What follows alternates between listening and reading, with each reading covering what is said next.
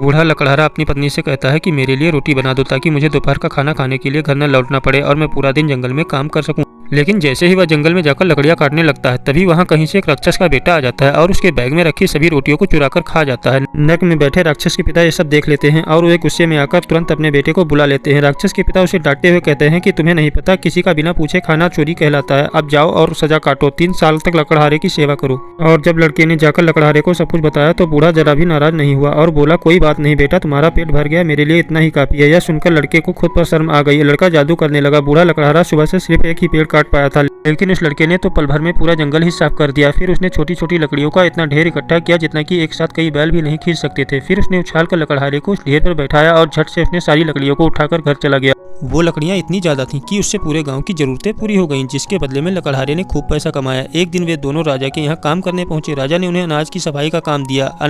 इस अनाज के ढेर में 100 लोग मिलकर महीनों तक काम करते थे, लेकिन इस लड़के ने तो अपने छोटे छोटे पैरों को बस 2 बार जमीन पर पटका और पल भर में पूरे अनाज को साफ कर दिया और इसके साथ ही उसने अनाज को अलग अलग ढेरों में भी बांट दिया। राजा बहुत ही खुश हुआ और उसने पूछा बताओ तुम्हें क्या इनाम चाहिए। तब लड़के ने कहा बस मुझे एक बड़ी बोरी गेहूं चाहिए। राजा ने हंसते हुए कहा ठीक है, तुम जब चाहो आकर ले जाना। फिर लकड़हारे ने फटे पुराने चादरों और पर्दों को इकट्ठा किया और एक हफ्ता लगाकर उससे एक बहुत ही बड़ा बोरा सिल दिया।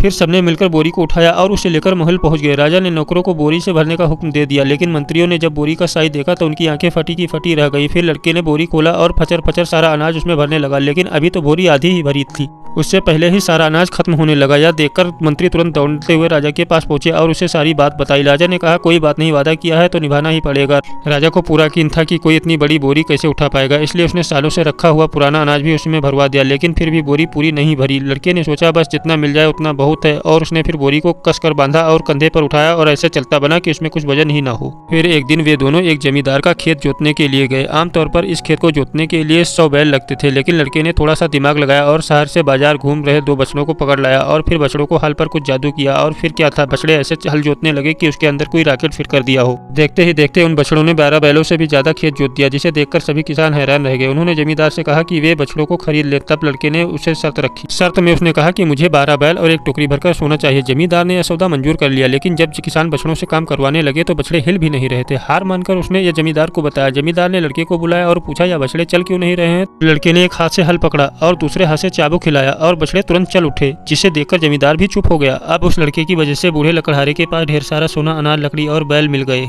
और इस तरह वे सभी खुशी खुशी रहने लगे।